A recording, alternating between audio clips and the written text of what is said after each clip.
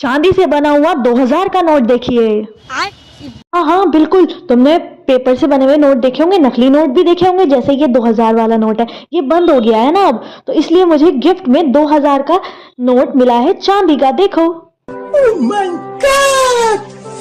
Wow! ये note बना हुआ है प्योर चांदी का और इसके ऊपर लैमिनेशन करी हुई है ताकि ये खराब ना हो पाए। ये मुझे मिला है मेरे दोस्तों की तरफ से, उन्होंने मुझे सिर्फ देखने के लिए दिया था, बट मैंने उनसे लिया और मैं भाग गई। Run.